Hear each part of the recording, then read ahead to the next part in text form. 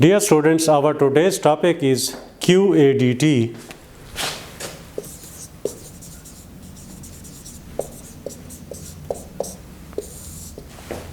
In data structures, we have so far studied arrays and stacks. Both arrays and stacks are the linear data structures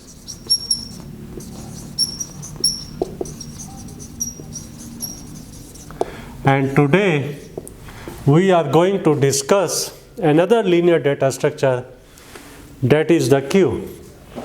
So queue is a linear data structure and in queue data is stored in consecutive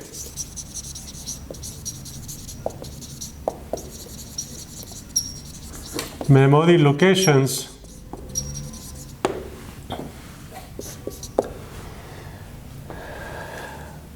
linear data structure and consecutive memory locations, ये तो हमने अरे और stack में भी यही बात की थी। तो फिर डिफरेंस क्या हुआ? तो डिफरेंस के लिए हम इसकी नेक्स्ट प्रॉपर्टीज़ को देखते हैं। डियर स्टूडेंट्स, मैंने आपको पहले भी बताया था कि एडीटी की जब हम बात करेंगे एब्स्ट्रैक्ट डेटा टाइप्स की, तो इसमें हम दो चीज़ों में इंटरेस्टेड होंगे। First, the properties of data structure and the properties of the data type, and second, the operations that will be performed on data type. So first I am going to discuss the properties of queue. So the very first property of the queue is that it is linear data structure. The second one is that data is stored in consecutive memory locations. The third one will be the data item that will be inserted first in the queue will be deleted first, यानी जिस element को आप पहले insert करेंगे उसको delete भी आप पहले करेंगे। तो इससे क्यू का एक स्ट्रक्चर क्रिएट होगा, that is called the FIFO structure. First इन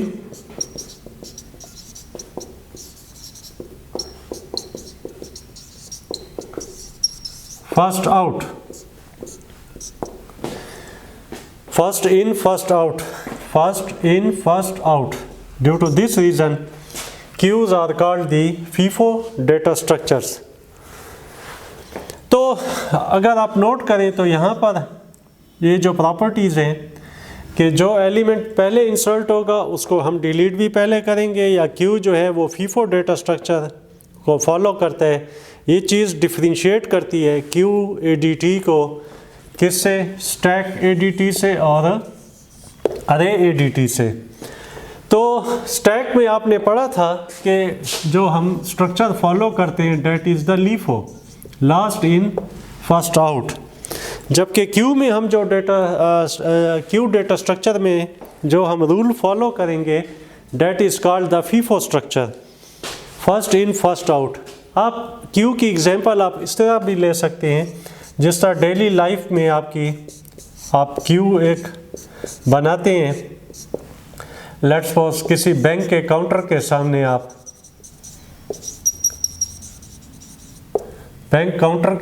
आप एक क्यू बनाते हैं, तो जो पर्सन सबसे पहले क्यू में आके खड़ा होगा तो उसको सबसे पहले एंटरटेन किया जाएगा, फिर वो क्यू से आउट होगा, फिर नेक्स्ट पर्सन को, फिर उसके बाद नेक्स्ट जो भी होगा, यानी पहले इस पर्सन ए को एंटरटेन किया जाएगा, फिर इस पर्सन बी को एंटरटेन किया जाएगा, फिर इस पर्सन सी को एंटरटेन किया जाएगा।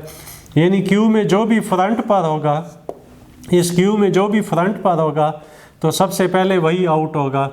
अब ये पर्सन ए फ्रंट पे है तो सबसे पहले आउट ये होगा। तो जब पर्सन ए आउट हो जाएगा तो फ्रंट जो है क्यू का वो ये पर्सन बी होगा। तो फिर इस पर्सन बी को जब हम आउट कर लेंगे क्यू से तो फिर फ्रंट जो है वो हमारा ये पर्सन सी हो जाएगा। अच्छा, अब अगर क्यू में कोई नए लोग आके ठहरते हैं तो वो एंड पर आके ठहरेंगे, क्यू के एंड पर आके, पर्सन डी, पर्सन ई, इस तरीके से। तो इसका मतलब ये हुआ कि अगर आप लीफो स्ट्रक्चर को फॉलो करना चाहते हैं तो इसके लिए फिर आपको 2 एंड्स क्रिएट करनी होंगी। One will be called the front end and the other one is called rear end. इसका मतलब ये हुआ कि जो भी क्यू में इस फीफो स्ट्रक्चर को अगर आप फॉलो करते हैं तो इसका मतलब ये हुआ कि जो रिमूवल्स होंगी या डिलीशंस होंगी वो फ्रंट साइड से होंगी, क्यू की फ्रंट साइड से होंगी। और कोई न्यू डेटा आइटम अगर इंसर्ट हो रहे हैं क्यू में, इंसर्शंस जो होंगी वो रेयर एंड से होंगी। तो इसका मतलब ये हुआ कि जो फ्रंट है वहाँ से डिलीशंस या डेटा आइटम्स की रिमूवल होगी और जो रेयर साइड है उससे इंसर्शंस या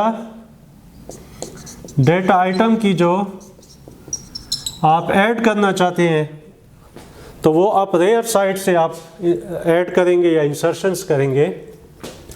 तो यहाँ पर भी देखें, आपको एक बिल्कुल क्लियर एक डिफरेंस आप नोट करेंगे as compare to stack. Stack was single ended,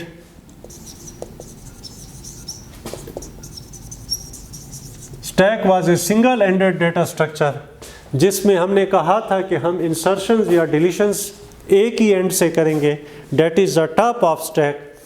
but in the queues you will perform the insertions from one end and deletions from another end. So for this purpose, जैसा कि आपको stack में मैंने कहा था कि इसके लिए आप एक पॉइंटर आपको ज़रूरत होगा, स्टैक पॉइंटर या टॉप ऑफ स्टैक, इसको आप इंडिकेट करने के लिए एक पॉइंटर यूज़ करेंगे। तो सिमिलरली यहाँ पर आपको 2 पॉइंटर्स की ज़रूरत होगी, एक फ्रंट के लिए और एक रेयर के लिए, कि आप जिससे शो करेंगे कि इस वक्त क्यू का फ्रंट कौन सा एलिमेंट है और क्यू का रेयर कौन सा है। उसके लिए आपको 2 पॉइंटर्स की ज़रूरत होगी। 2 पॉइंटर्स वी विल नीड।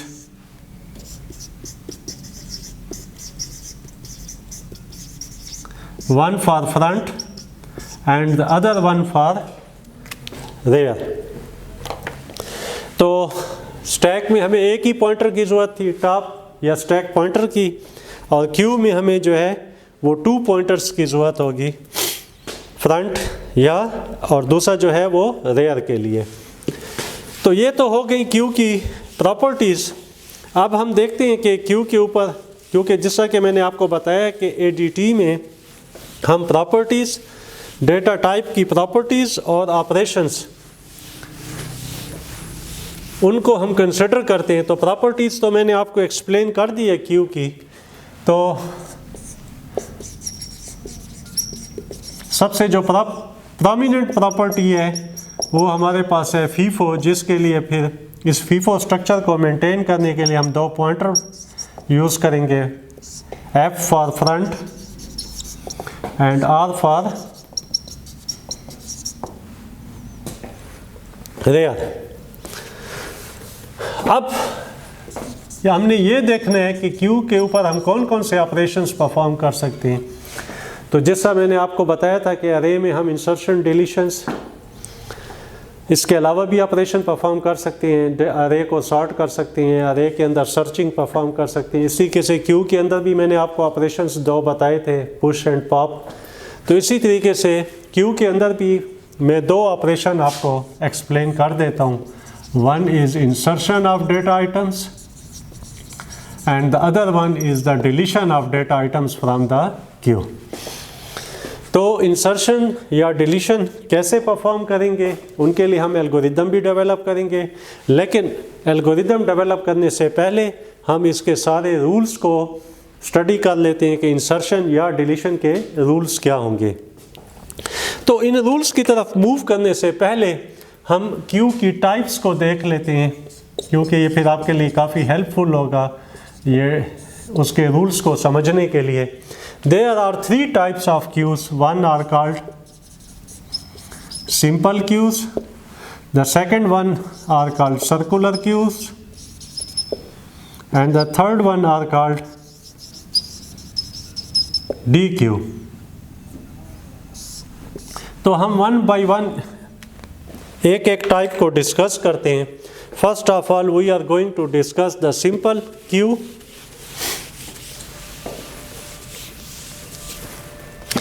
देखिए, सिंपल क्यू को एक्सप्लेन करने के लिए मैं यहाँ पर आपके सामने एक क्यू स्ट्रक्चर क्रिएट कर लेता हूँ। अच्छा, आपको एक बात और भी बता दूँ कि क्यू को इम्प्लीमेंट करने के लिए, मेमोरी में स्टोर करने के लिए आप further 2 types of structures follow कर सकते हैं। One is array and the other one is linked list. क्योंकि लिंक लिस्ट अभी आप लोगों ने स्टडी नहीं की, तो मैं इसलिए इसको अरे के ज़रिए इम्प्लीमेंट करूँगा। इसलिए तो मैंने कहा था, क्योंकि मेरी इंटेंशन इसको अरे के ज़रिए इम्प्लीमेंट करने की थी। जब आप लिंक लिस्ट स्टडी कर लेंगे तो फिर इंशाल्लाह मैं आपको क्यू जो है वो लिंक लिस्ट के थ्रू भी इम्प्लीमेंट करना समझा दूँगा। जब आप अरे स्ट्रक्चर के थ्रू आप इम्प्लीमेंट करेंगे तो फिर वहाँ पर वो इशू आएगा कंसेक्टिव मेमोरी लोकेशंस वाला। लिंक लिस्ट के लिए फिर कंसेक्टिव मेमोरी लोकेशंस का होना ज़रूरी नहीं है, वो इंशाल्लाह जब हम लिंक लिस्ट को स्टडी करेंगे तो उसमें हम बात करेंगे। तो लेट्स सपोज ये मेरे पास मेमोरी लोकेशंस हैं 1 2 3 4 5, और जिस तरह कि मैंने आपको बताया कि आप क्यू को जब आप इम्प्लीमेंट करेंगे तो इसके लिए आपको 2 पॉइंटर्स की ज़रूरत है, front pointer and rear pointer. Front के लिए मैं F यूज़ कर लूँगा और रेयर के लिए R। तो इनिशियली मैं फ्रंट और रेयर दोनों को 0 पर रख लेता हूँ, बॉटम ऑफ दी क्यू पर रख लेता हूँ। तो इसका मतलब ये हुआ कि जब फ्रंट और रेयर सिंपल क्यू में 0 पर होंगे तो इसका मतलब ये है कि क्यू क्या है, हमारे पास एम्प्टी है। उसके बाद जब आप इंसर्शन परफॉर्म करना चाहते हैं, इंसर्ट क्यू के अंदर एक एलिमेंट आप इंसर्ट करते हैं, एलिमेंट इंसर्ट करते हैं ए। तो उसके लिए पहले आप क्या करेंगे, रेयर को अपडेट करेंगे, रेयर में 1 ऐड करेंगे, तो रेयर की न्यू वैल्यू हो जाएगी 0 + 1। तो 1 जो भी रेयर की न्यू वैल्यू होगी तो रेयर पॉइंटर आपका यहाँ पर आ जाएगा।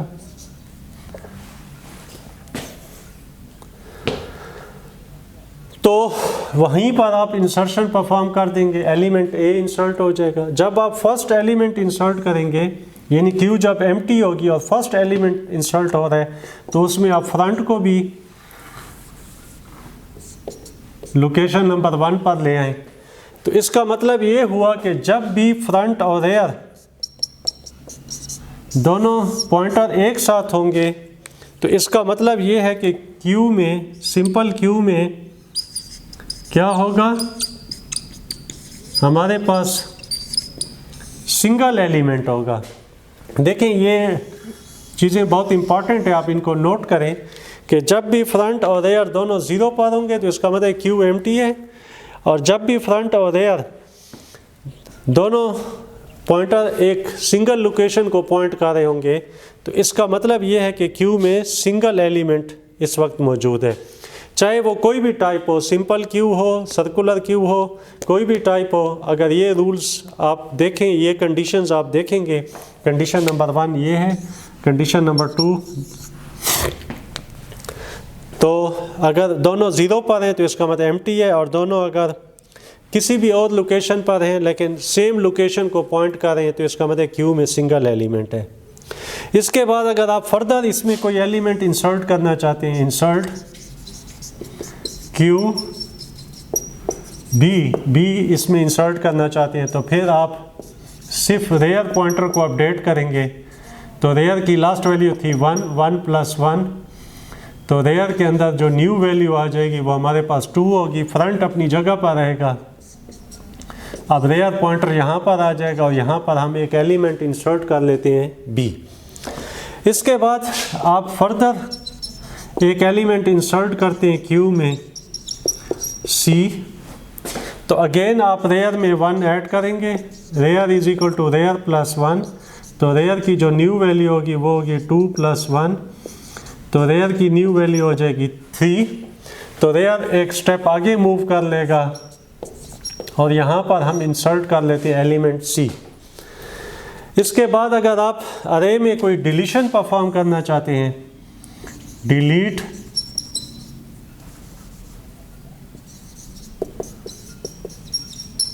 क्यू, देखिए इंसर्शन में हम एलिमेंट मेंशन करते थे, लेकिन डिलीशन में हम कोई एलिमेंट मेंशन नहीं करेंगे, बल्कि हमें खुद देखना होगा कि हम किस एलिमेंट को डिलीट करें। तो मैंने अभी आपको बताया कि जो डिलीशंस हैं वो कहाँ से परफॉर्म होंगी, फ्रंट से परफॉर्म होंगी। डिलीशन फ्रंट से और इंसर्शन रेयर से होंगी। तो अब हमारा फ्रंट पॉइंटर जो है वो लोकेशन नंबर 1 को पॉइंट कर रहा है। तो जब ये डिलीट हो जाएगा क्यू से, ये लोकेशन एम्प्टी हो जाएगी, तो उसके बाद यानी पहले आप डिलीशन कर लेंगे, रिमूवल का ऑपरेशन परफॉर्म करेंगे और उसके बाद आप फ्रंट में क्या करेंगे, 1 ऐड कर देंगे। तो फ्रंट अब हमारा क्या पॉइंट हो जाएगा, 1 + 1, तो फ्रंट की वैल्यू हो जाएगी 2। तो ये हमारे पास फ्रंट है। अब इसका मतलब है सेकंड लोकेशन जो है वो फ्रंट बन गई है। जो डेटा आइटम है बी वो फ्रंट को रिप्रेजेंट कर रहा है और जो डेटा आइटम सी है यानी जो थर्ड लोकेशन है वो रेयर को रिप्रेजेंट कर रही है क्यू में। यहाँ पर अगर आप देखें तो एक और डिफरेंस भी आप नोटिस कर सकते हैं। जब हम स्टैक पढ़ रहे थे तो उसमें मैंने आपको बताया था स्टैक में कि जब आप इंसर्ट करते हैं तो आप क्या करेंगे, स्टैक पॉइंटर में 1 ऐड करेंगे इंसर्शन के केस में, और डिलीशन के केस में आप क्या करेंगे, स्टैक पॉइंटर में 1 डिलीट करेंगे, डिक्रीमेंट करेंगे। स्टैक के केस में मैंने आपको बताया था, लेकिन क्यू में इंसर्शन और डिलीशन दोनों के केस में आप देख रहे हैं मैं पॉइंटर्स को क्या कर रहा हूँ, 1 इंक्रीमेंट कर रहा हूँ, फ्रंट को और रेयर को क्या कर रहा हूँ, इंक्रीमेंट कर रहा हूँ। तो अब जो है फ्रंट मेरा जो है वो लोकेशन नंबर 2 को रिप्रेजेंट करेगा और रेयर जो है क्यू का जो फ्रंट है वो 2 को रिप्रेजेंट करेगा और क्यू का जो रेयर है वो लोकेशन नंबर 3 को रिप्रेजेंट करेगा। इसके बाद मैं फर्दर इसमें इंसर्शन परफॉर्म करना चाहता हूँ, इंसर्ट क्यू डी, क्यू के अंदर एक और डाटा इंसर्ट करते हैं। तो हमारे पास क्या हो जाएगा, रेयर में हम 1 ऐड करेंगे, rear is equal to rear + 1, तो ये हो जाएगा 3 + 1, हमारे पास 4 हो जाएगा। तो रेयर की वैल्यू 4 हो जाएगी। रेयर जिस लोकेशन पर होगा उसी लोकेशन पर हम इंसर्शन करेंगे। तो हमने फर्दर इसमें डेटा इंसर्ट कर लिया। अब इसके बाद अगर आप एक और डिलीशन परफॉर्म करना चाहते हैं, क्यू में एक एलिमेंट को और डिलीट करना चाहते हैं, तो फिर आप किस एलिमेंट को डिलीट करेंगे, जहाँ भी फ्रंट होगा उसी एलिमेंट को आप डिलीट करेंगे। तो फ्रंट जब वो डिलीट कर लेंगे तो मैंने आपको क्या बताया कि फ्रंट में आप क्या कर लेंगे, 1 इंक्रीमेंट करेंगे। तो अब आपका जो फ्रंट है वो 2 + 1 किस लोकेशन को रिप्रेजेंट करेगा, लोकेशन नंबर 3 को रिप्रेजेंट करेगा। मैं बेसिकली सिंपल क्यू आपको एक्सप्लेन करना चाहता हूँ। अभी तक मैंने इसकी डेफिनेशन आपको नहीं बताई, ऑपरेशंस परफॉर्म करके आपको एक्सप्लेन करने की कोशिश कर रहा हूँ। अब इसके बाद हम एक और इंसर्शन परफॉर्म करना चाहते हैं, इंसर्ट क्यू, और मैं एक डेटा आइटम इसमें इंसर्ट करना चाहता हूँ ई। तो मैं क्या करूँगा, पहले रेयर में 1 ऐड करूँगा, तो 4 + 1, तो रेयर कहाँ पर मूव हो जाएगा, लोकेशन नंबर 5 पर। अब यहाँ पर रेयर हो जाएगा और फ्रंट जो है वो लोकेशन नंबर 3 पर होगा। तो यहाँ पर हमारे पास एलिमेंट इंसर्ट हो जाएगा ई। डियर स्टूडेंट्स, इसके बाद अगर आपने फर्दर इंसर्शन करनी है, तो आप देखें कि जो आपका रेयर पॉइंटर है, रेयर पॉइंटर जो है वो nth लोकेशन पर पहुंच चुका है। n is equal to 5, size of q जो है थी वो हमारे पास जो थी वो 5 लोकेशंस थी। अब जो रेयर है वो हमारा nth लोकेशन पर पहुंच चुका है, nth लोकेशन पर, यानी रेयर की जो वैल्यू है इस वक्त 5 है, nth लोकेशन पर पहुंच चुका है। और अगर इनिशियली कुछ लोकेशंस एम्प्टी हैं क्यू में,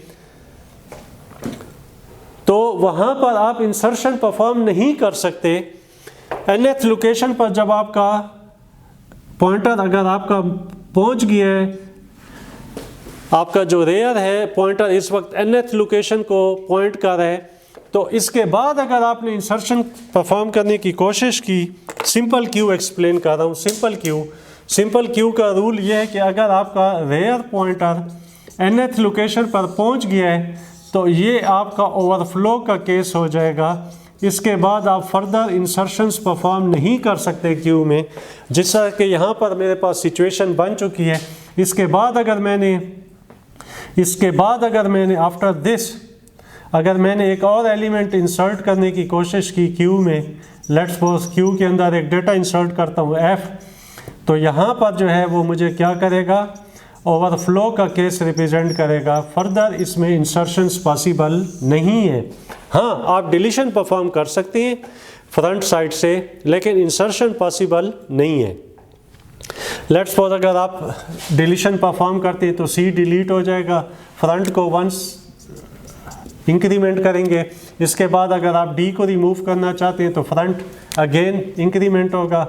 देखें डियर स्टूडेंट्स, अगेन आप देखें तो फ्रंट और रेयर दोनों एक ही लोकेशन पर पहुंच गए हैं। तो इसका मतलब ये है कि क्यू में आप क्या, अगेन हमारे पास सिंगल डेटा आइटम है। और अगर मैं डिलीशन परफॉर्म करना चाहता हूँ तो मैंने आपको बताया कि मैं डिलीशन कहाँ से परफॉर्म करूँगा, फ्रंट पॉइंट साइड से इसकी डिलीशन होगी, जहाँ पर फ्रंट पॉइंटर होगा। अगर मैं इसको अब डिलीट कर देता हूँ तो मैंने आपको पढ़ाया था कि रेयर में क्या, फ्रंट में क्या करेंगे, 1 ऐड करेंगे। तो जब क्यू में सिंगल एलिमेंट हो और वो भी डिलीट हो जाए तो फिर आप फ्रंट और रेयर दोनों को कहाँ पर मूव करेंगे, बॉटम ऑफ क्यू पर मूव कर देंगे। ये देखिए एक बहुत इंपॉर्टेंट केस है, एक बहुत इंपॉर्टेंट एक्सेप्शन है, इसको आप प्लीज़ नोट करें एक्सेप्शंस को, कि अगर हमारे पास रेयर nth लोकेशन पर आ जाए इंसर्शन के केस में, तो ये मैंने आपको बताया कि ओवरफ्लो का केस बनेगा। इंसर्शन के केस में ये एक्सेप्शन है, और दूसरी डिलीशन के केस में एक्सेप्शंस अगर आप देखें, अगर आपका फ्रंट 0 पर है तो ये अंडरफ्लो का केस होगा, क्योंकि फिर किस एलिमेंट को आप डिलीट करेंगे, क्योंकि क्यू एम्प्टी है, इसका मतलब ये है। या एक और एक्सेप्शन भी है डिलीशन के केस में, क्या भाई, कि अगर फॉर एग्जांपल क्यू में सिंगल एलिमेंट है, क्यू में अगर सिंगल एलिमेंट है और वो भी डिलीट हो गया क्योंकि फ्रंट और रेयर दोनों सेम लोकेशन पर हैं, तो इसका मतलब है क्यू में सिंगल एलिमेंट है और डिलीशन परफॉर्म करने के बाद आप इंक्रीमेंट करने की बजाय फ्रंट और रेयर दोनों को कहाँ मूव कर देंगे, लोकेशन नंबर 0 यानी बॉटम ऑफ दी क्यू पर आप मूव करेंगे। तो ये डिलीशन के लिए हमारे पास 2 एक्सेप्शंस हैं, और ये हमारे पास इंसर्शन की एक्सेप्शन है। इसमें भी अगर आप ये देख सकते हैं कि अगर फ्रंट और रेयर, एक दूसरी एक्सेप्शन भी बना सकते हैं कि फ्रंट और रेयर अगर दोनों 0 पर हैं तो फर्स्ट टाइम फ्रंट में भी 1 ऐड करेंगे और रेयर में भी 1 ऐड करेंगे। बाकी डियर स्टूडेंट्स, जब सिंपल क्यू की आप बात करते हैं तो इसका मतलब ये है कि अगर आपका जो रेयर पॉइंटर है वो nth लोकेशन पर आ गया है तो इसका मतलब है फर्दर इंसर्शंस पॉसिबल नहीं है। चाहे आपके पास क्यू में लोकेशंस इनिशियली एम्प्टी भी हो, तब भी आप इंसर्शन नहीं कर सकते और ओवरफ्लो का केस होगा। इसके बाद हमारे पास है सर्कुलर क्यू। तो सर्कुलर क्यू और सिंपल क्यू में ये डिफरेंस है कि फॉर एग्जांपल जिस तरह कि यहाँ पर हमारे पास केस था BCD, अगर हमारे पास फ्रंट है 3rd लोकेशन पर और रेयर है हमारे पास 5th लोकेशन यानी nth लोकेशन पर है, तो सर्कुलर क्यू में ये होता है कि अगर इनिशियली आपके पास कुछ लोकेशंस क्यू में एम्प्टी हैं, अगर लोकेशंस कुछ क्यू में एम्प्टी है तो आप इनको मूव कर देंगे इनिशियल यानी फर्स्ट लोकेशन के ऊपर, पॉइंटर को आप मूव कर देंगे तो रेयर पॉइंटर मूव करके फर्स्ट लोकेशन पर आ जाएगा। तो जब ये सिचुएशन हो तो फिर इस किस्म के क्यू को हम क्या कहते हैं, सर्कुलर क्यू, क्योंकि इस तरीके से आपके जो पॉइंटर्स हैं वो सर्कल में मूव करेंगे। जब भी nth लोकेशन पर आएगा और इनिशियल लोकेशंस एम्प्टी होंगी तो हम उसको फर्स्ट लोकेशन पर मूव कर देंगे। तो इस तरीके से ये पॉइंटर जो है वो सर्कुलरली मूव करते रहेंगे। इसकी फर्दर एक्सेप्शंस हम एग्जांपल्स के थ्रू अंडरस्टैंड करते हैं। तो जिस तरह कि मैंने आपको बताया कि अगर रेयर nth लोकेशन पर आ जाए तो इसको आप फर्स्ट लोकेशन पर मूव करते हैं सर्कुलर क्यू में, जबकि सिंपल क्यू में ये पॉसिबल नहीं होता। अगर आपका रेयर पॉइंटर जो है nth लोकेशन पर आ जाए तो इसका मतलब है आपका ओवरफ्लो का केस हो जाएगा, एक्सेप्शन एक अकर हो जाएगी जिसको हम क्या कहते हैं, ओवरफ्लो। तो आप देखें अगर सर्कुलर क्यू है और इसमें हमने अगर इंसर्शन या डिलीशन परफॉर्म करनी हो तो अगर आप इसको देख लें, अगर मैं इस क्यू को इनिशियली एम्प्टी कर देता हूँ आपको इसका पूरा जो है प्रोसेस समझाने के लिए, और सपोज करता हूँ कि इनिशियली फ्रंट और रेयर दोनों पॉइंटर जो है वो इस वक्त ज़ीरो पर है। तो मैंने आपको बताया था कि फ्रंट और रेयर अगर दोनों ज़ीरो पर हों तो इसका मतलब है क्यू जो है वो इस वक्त सर्कुलर क्यू भी क्या होगी, एम्प्टी होगी। तो जब आपने इसमें फर्स्ट आइटम इंसर्ट करना है, लेट्स सपोज आपने ए इंसर्ट करना है तो लोकेशन नंबर 1 पर आना चाहिए। तो फर्स्ट केस में जो है जब क्यू एम्प्टी हो तो आप फ्रंट में भी 1 ऐड करेंगे और रेयर में भी 1 ऐड कर देंगे। तो आपके पास फ्रंट भी 1 पर आ जाएगा और रेयर भी 1 पर आ जाएगा, क्योंकि इनिशियली 0 पर है तो 0 + 1 0 + 1 तो ये वैल्यू 1 आ जाएगी। तो अब जो है आपके फ्रंट और रेयर दोनों पॉइंटर जो है वो 1 पर होंगे। और मैंने आपको बताया था कि जब फ्रंट और रेयर दोनों सेम पोजीशन पर हों तो इसका मतलब ये है कि क्यू में क्या होगा, सिंगल आइटम होगा। तो ये यहाँ पर भी जैसा सिंपल क्यू में केस था तो यहाँ पर सर्कुलर क्यू का भी यही केस होगा कि जब फ्रंट और रेयर दोनों इक्वल आ जाएंगे तो इसका मतलब है क्यू में क्या है, हमारे पास सिंगल आइटम है। अच्छा, अब इसके बाद फॉर एग्जांपल ये फर्स्ट ऑपरेशन था, इसके बाद आपने एक और आइटम इंसर्ट करना है, इंसर्ट क्यू बी। तो आप बी इंसर्ट करना चाहते हैं, then again you will have to increment the rear pointer. As we know that in case of insertion we update the rear pointer or we increment the rear pointer by 1. So this will become rear is equal to rear plus 1, 1 plus 1. The last value of rear was 1, so 1 plus 1 it will become 2. So the new value of rear will be 2, where the front pointer will remain. The front pointer will remain at its own position and the rear pointer will be updated to the position number 2. Here we will insert an item B. Now again we want to insert another item in the queue. Insert QC.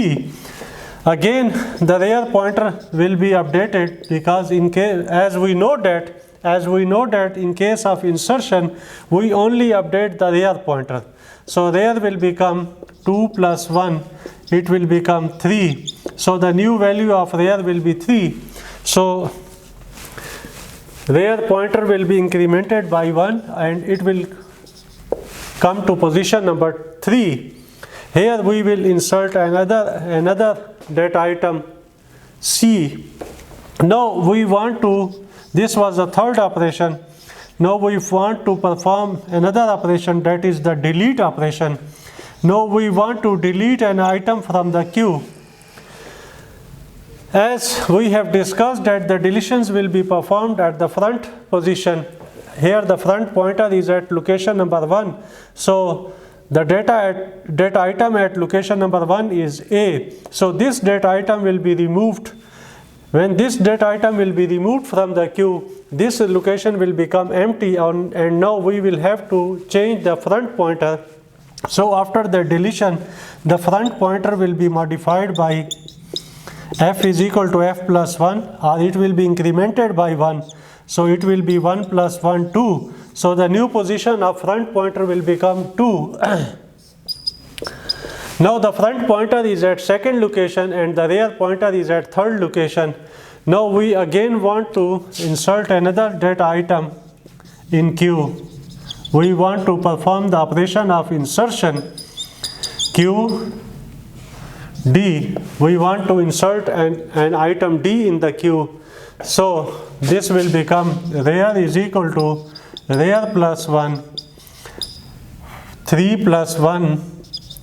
The last value of rear was 3, so it will become 4. So the new value of rear will be 4. Now the rear pointer will be at location number 4, and here we will insert the item D in the queue. Now we want to perform another operation of insertion. So insert Q E. Again the rear pointer will be incremented by 1. So the new value of rear will be 5, as the rear pointer was 4 last time. So the rear pointer was at position number 4. 4 plus 1. So it will become 5. So rear will be moved to location number N. Nth location, that is 5th location, and here we will insert an item E. Now we want to perform deletion on the queue, deletion operation on the queue. So the operation will be delete an item from the queue. As we know that the deletions are performed from the front position, so this data item B, as the front is at position number 2, so this data item B will be removed from the queue, and after the deletion the new value of front pointer will be 2 plus 1. It will become 3, as the front pointer will be incremented by 1. So the new value of front will be 3. Here the front pointer will be at location number 3 and second location will become empty. Now again we want to perform the insertion operation. Insert Q F. Now if you observe that we have two empty locations at the start of Q, so we will circulate the rear pointer at location number 1. Here rear will be moved at location number 1. This is exception. This is an exception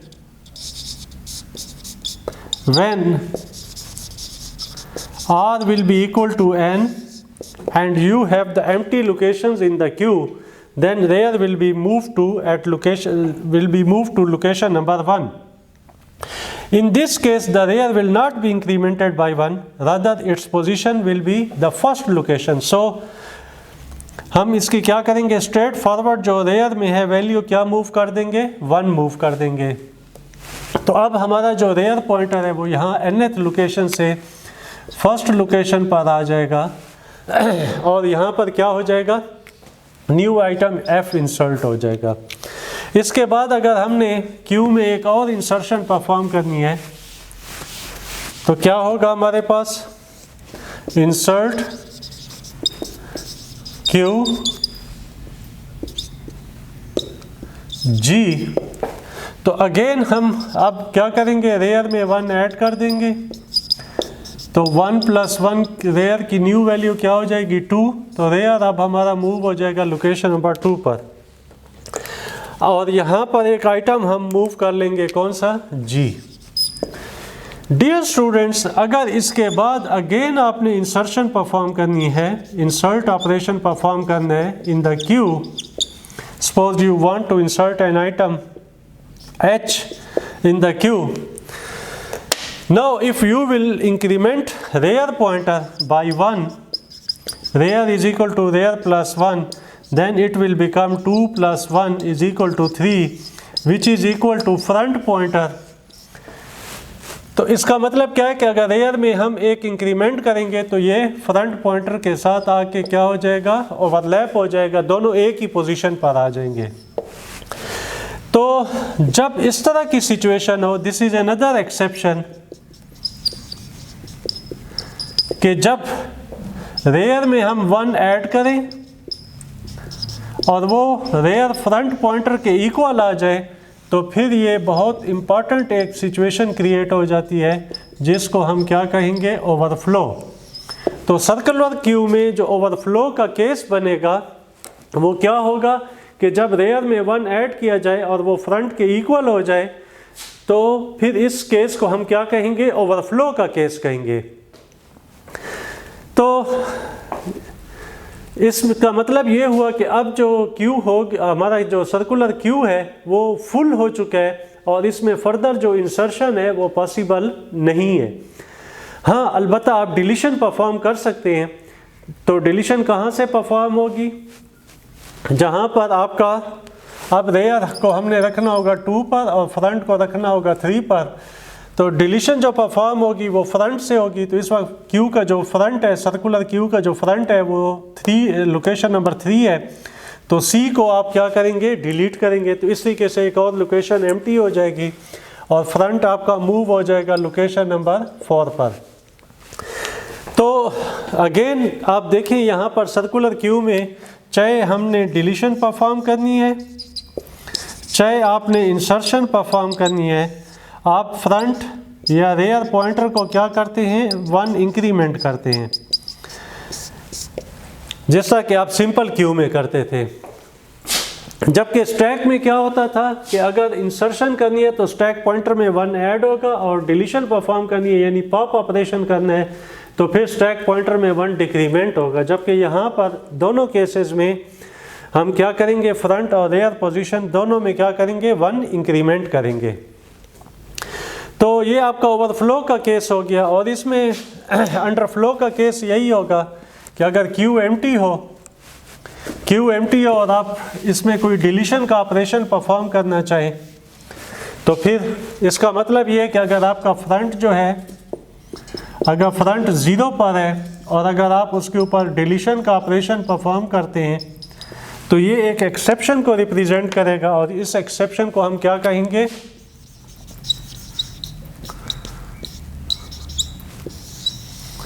underflow.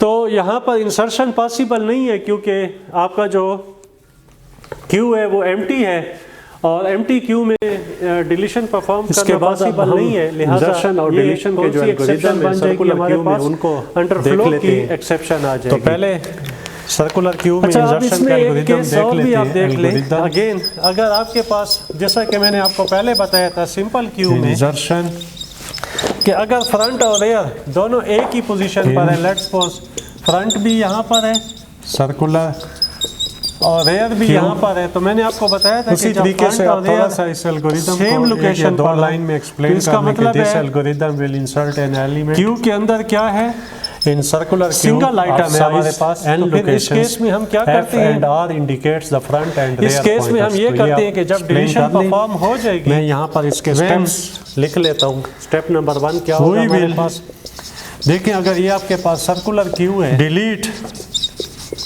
Data in Q 3 4 5, तो फिर ये दोनों n locations हैं। कहाँ पर सबसे पहले extreme conditions को आप देख लें कि इफ फ्रंट में हम 1 इंक्रीमेंट नहीं करेंगे, बताया था again this is an exception का केस क्या होगा, ये भी एक एक्सेप्शन है का केस देख लेते हैं कि लेट्स सपोज यहाँ पर फ्रंट है और यहाँ पर रेयर दोनों 0 और मैंने आपको एक्सप्लेन किया था कि रेयर में 1 ऐड करें और वो फ्रंट के ऊपर वन साइड कर जाए, दोनों जब आप सेम लोकेशन पर हो तो डिलीशन पोजीशन पर आ जाए। इसको डिलीट करने के बाद यानी अगर मैं रेयर में 1 ऐड करूं और वो फ्रंट 0 पर मूव कर देंगे। एक केस तो ये हो सकता है और दूसरा केस ये हो सकता है कि अगर ऑपरेशंस परफॉर्म किए सर्कुलर हमारे पास फ्रंट जो है अब हमने इनके एल्गोरिदम लोकेशन पर हो और रेयर जो है अभी हमने ये सारे ऑपरेशन परफॉर्म किए इनके मुताबिक हम इनके हमारे पास फर्स्ट लोकेशन पर है कि सिंपल क्यू में इंसर्शन का एल्गोरिदम कैसे लिखेंगे या रेयर nth लोकेशन पर आ गया तो आप इसको और इसी तरीके से सर्कुलर क्यू में इंसर्शन या डिलीशन के जो एल्गोरिदम हैं उनको हम डिस्कस कर लेते हैं। तो लिहाजा ये दोनों केस क्या बन जाएंगे हमारे पास एल्गोरिदम फॉर इंसर्शन ओवरफ्लो के केस हो जाएंगे सिंपल क्यू और ओवरफ्लो के बाद तो पहले हम सिंपल क्यू डिस्प्ले हो जाए तो एल्गोरिदम स्टॉप हो जाए देख लेते हैं और उसके बाद हमारे क्यू में देख लेंगे ये कंडीशन सैटिस्फाई नहीं हो रही जो इसका मतलब ओवरफ्लो का केस नहीं है इसका मतलब है इंसर्शन पॉसिबल है। तो सबसे पहले फिर हमें ये केस देख लेना चाहिए कि फ्रंट और रेयर कहीं दोनों बॉटम पर तो नहीं है। सिंपल एक्सट्रीम कंडीशन जो है उसको चेक कर लेते हैं। तो इसके लिए एल्गोरिदम में लिख लेता हूं बॉटम पर है 0 पर है तो फिर एल्गोरिदम ऐड करने की बजाय फ्रंट को भी 1 पे ले आएंगे और रेयर को भी लोकेशन नंबर 1 पर ले आएंगे। इंसर्शन एल्स और अगर उसी तरीके से आप एल्गोरिदम दोनों एक्सप्लेन करेंगे कि दिस एल्गोरिदम तो फिर क्या करेंगे element in the simple Q फिर हम ये करेंगे साइज n का मतलब है अगर f indicates the front pointer and r indicates अब हम ये देखेंगे तो ये अगर फॉर एग्जांपल रेयर लोकेशन पर आ गए स्टेप्स आपको एक्सप्लेन शुरू कर में कुछ लेता हूं। लोकेशंस एम्प्टी हैं तो उसको कहां ये अगर मेरे पास सिंपल क्यू है पर लाएंगे मैंने आपको बताया था सर्कुलर क्यू में लोकेशन 1 नंबर 1 पर ले 2 3 4 तो रेयर यहां से तो सबसे लोकेशन पहले इंसर्शन में मैं क्या करूंगा एक्सट्रीम कंडीशन को चेक कर लेता हूं। फिफ्थ में हम ये चेक कर लेते हैं कि इफ रेयर जो है रेयर इज इक्वल लोकेशन पर पहुंच चुका है तो इसका मतलब ये है कि इंसर्शन का ऑपरेशन पॉसिबल नहीं है लेकर आ जाए लोकेशन नंबर 1 पर लेकर आ जाए। इसको अगर आप अलग स्टेप में लिखना चाहते हैं तो वहां पर भी लिख सकते हैं। रेयर जो है फ्लो वो फर्स्ट लोकेशन पर आ और जाए। इसके बाद एल्गोरिदम क्या हो जाए क्या मतलब है वो एग्जिट 0 हो पर जाए भी नहीं है nth लोकेशन और पर अगर भी ये नहीं कंडीशन है तो फिर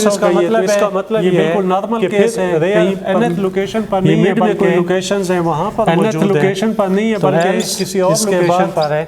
तो अब यहाँ पर चेक इस कर इफ लेते का हैं दूसरी एल्स ये हो एक्सट्रीम जाएगा पर और इस इफ का एल्स ये हो अगर जाएगा रेयर तो अब हमारे जो है पास वो क्या हो 0 जाएगा लोकेशन पर है स्टेप नंबर 7 तो मैंने आपको बताया था एल्स कि क्या है तो इसका इसमें मतलब हमने क्या बिल्कुल करना होगा नॉर्मल सिचुएशन है फ्रंट को रेयर भी में 1 पर 1 लाना ऐड कर होगा दें। और रेयर दोनों को 1 पर लाना इसके होगा। बाद हम क्या ये कर एक लेते एक्सेप्शन हैं है स्टेप नंबर 8 पर 3 जितने भी इफ है और अगर ये कंडीशन फॉल्स है तो एंड एंड इफ और उसके हमें बाद क्या क्या करना हो जाएगा हमें फिर चेक क्यू करना में होगा अगेन रेयर जो है वो न्यू पोजीशन If पर आ चुका होगा क्या चेक करना होगा अगर फॉर एग्जांपल ये भी क्या फॉल्स कर है देते हैं इसका न्यू मतलब ये डेटा कि इंसर्ट nth कर लोकेशन लेते पर हैं भी नहीं है 0 और पर भी नहीं है बॉटम हमारा पर ऑब्जेक्टिव अचीव हो चुका तो है। इसका मतलब तो ये है लिहाजा कि इसके बाद हम यहाँ एल्गोरिदम पर को क्या मिड कर में लेते कहीं हैं, स्टॉप stop कर लेते हैं। तो फिर हमें क्या तो करना देखिए होगा यहाँ पर पहले रेयर मैंने में जो है ओवरफ्लो के केस को चेक जस्ट किया क्या करना होगा ठीक है जी ओवरफ्लो का केस है अगर ओवरफ्लो One का add केस करना नहीं है होगा। अगर nth तो लोकेशन पहले पर है pointer को एक एक्सट्रीम पर चेक तो किया ओवरफ्लो बॉटम का पर चेक केस है किया और अगर 0 फिर पर है एंड तो पर ये चेक किया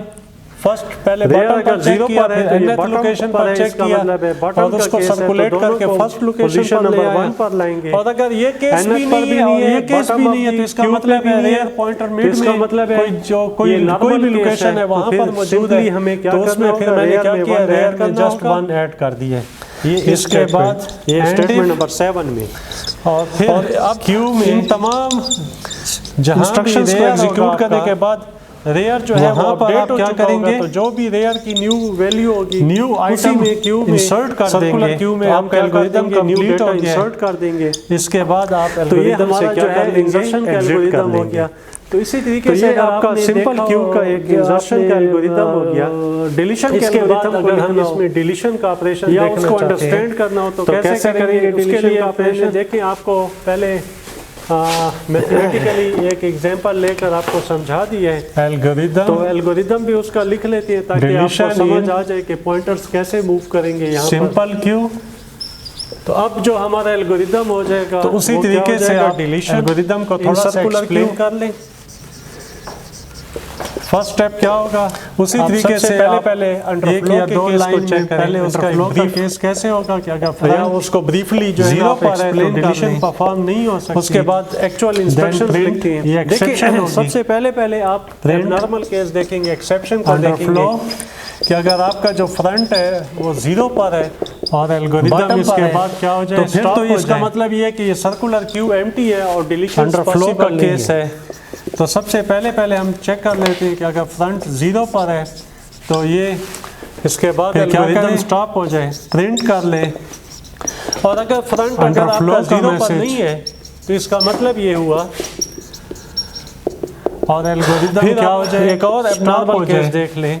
इफ अंडरफ्लो अगर के बाद जीरो जो पर नहीं है है तो इसका मतलब एल्गोरिथम आप stop डिलीशन कर ले परफॉर्म और कर इसके सकते बाद हैं। जो है तो आप क्या करें, क्यू में हम क्या करेंगे, जहां भी देखिए आपका हम चेक फ्रंट करेंगे है कि उस आइटम को आप अगर डिलीट कर फ्रंट दें। और रेयर जब डिलीशन हो जाएगी तो उसके बाद आपने पॉइंटर्स दोनों सेम लोकेशन पर हैं और तो आइटम अब यहाँ डिलीट पर हो चेक जाएगा। करना पहले होगा इसमें कि आइटम अगर फ्रंट और डिलीट रेयर करना होगा, उसके बाद दोनों फ्रंट को सेम हम change लोकेशन करेंगे। पर हैं और वो मैंने आइटम आपको डिलीट बताया हो गया है था तो इसका कि मतलब डिलीशन है क्यू के में केस में सिंगल पहले एलिमेंट था। डिलीशन होगी, किसको तो डिलीट आपको करेंगे, front क्यू में जो भी और फ्रंट रेयर है आपका, दोनों को कहां पर मूव कर देना होगा, अगर जीरो अंडरफ्लो पर। का केस नहीं है तो ये इसका मतलब एक्सेप्शनल केस था। एल्स अगर अंडरफ्लो ये का आपका केस नहीं है step तो number इसका 4, मतलब है step कि number डिलीशन 5, पॉसिबल else है और क्यू में फ्रंट अगर लोकेशन आपका पर जो भी डेटा रेयर आइटम है और वहां से front आप डेटा दोनों को same सेम location लोकेशन पर पर नहीं है तो इसका मतलब है क्यू अब में अगर वो सिंगल डिलीट एलिमेंट हो नहीं गया है तो आप चेक कर लेते इसका हैं मतलब कि है if नॉर्मल केस है और वो उस आइटम वक्त डिलीट क्यू हो में गया एक ही एलिमेंट था, तो डिलीशन के बाद फ्रंट में हमने क्या करना था, वन इंक्रीमेंट करना डिलीट हो था, गया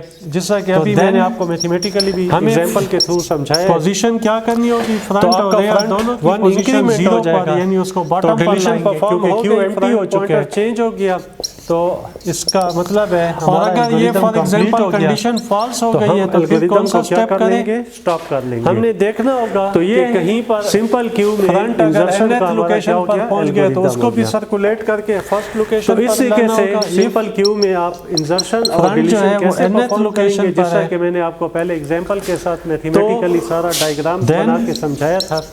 अब मैंने उसको अगर वो algorithms आइटम के through डिलीट भी हो गया आपको और यहाँ पर explain आइटम कर पड़े दिया हुए है। हैं अभी तक, तो इसके बाद हमने Further, एल्गोरिथम कंसीडर करनी है सर्कुलर क्यू के रेयर यहाँ for पर है और insertion फ्रंट and यहाँ पर deletion। था, लेट्स सपोज, और ये आइटम डिलीट हो गया तो डिलीशन के बाद फ्रंट आप कहाँ पर आ जाएगा, फर्स्ट लोकेशन पर,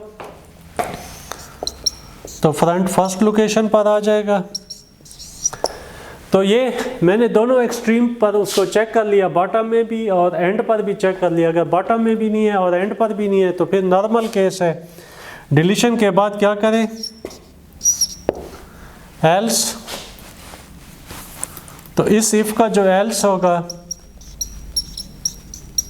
क्या करें, हमारे पास एल्स फ्रंट में जस्ट वन ऐड कर दे, स्टेटमेंट नंबर 8, और उसके बाद एल्गोरिथम को क्या कर ले, स्टॉप कर ले।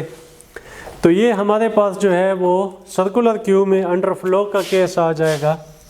जब डिलीशन के केस में अंडरफ्लो का केस उस वक्त आएगा जब फ्रंट ज़ीरो पर होगा।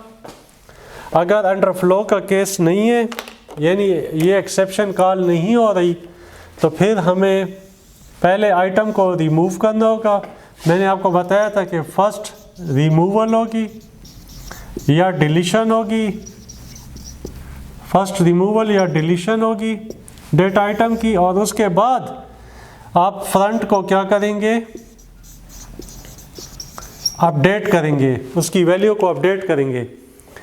तो अपडेट करने के लिए पहले मैंने चेक किया कि अगर क्यू में सिर्फ एक ही आइटम था, लेट्स सपोज ये केस था कि सिर्फ बी था, तो फ्रंट और रेयर दोनों सेम पोजीशन पर होंगे। तो डिलीशन के बाद जो है वो जब ये आइटम डिलीट हो जाएगा तो फ्रंट और रेयर दोनों कहाँ पर आ जाएंगे, ज़ीरो पर। अगर फॉर एग्जांपल सिंगल आइटम नहीं है क्यू के अंदर, और मैं चेक करता हूँ कि अगर nth लोकेशन पर है और वो भी डिलीट हो गया है, तो फिर क्या करेगा, उसको फ्रंट को फर्स्ट लोकेशन पर मूव कर देगा। और फॉर एग्जांपल अगर nth लोकेशन पर भी नहीं है और बॉटम में भी नहीं है, तो फिर इसका मतलब ये नॉर्मल केस है। डिलीशन के बाद क्या करेगा, फ्रंट में जस्ट वन ऐड कर देगा। तो ये हमारे पास एल्गोरिदम हो गया डिलीशन का सर्कुलर क्यू में। तो इसके साथ ही ये टॉपिक भी कंप्लीट हो गया सर्कुलर क्यू का भी। अब हमारा जो नेक्स्ट टॉपिक होगा वो होगा डी क्यू। डी क्यू को हम स्टडी करेंगे। D Q basically double ended queue के लिए होता है, उसमें हम फर्दर 2 पॉइंटर मेंटेन करेंगे, लेफ़्ट पॉइंटर और राइट पॉइंटर। तो उसको कैसे मतलब है हमने वो करना है, पॉइंटर्स को कैसे अपडेट करना है, उसके रूल्स क्या होंगे, तो उसको अभी हमने जाके स्टडी करना होगा डी क्यू को।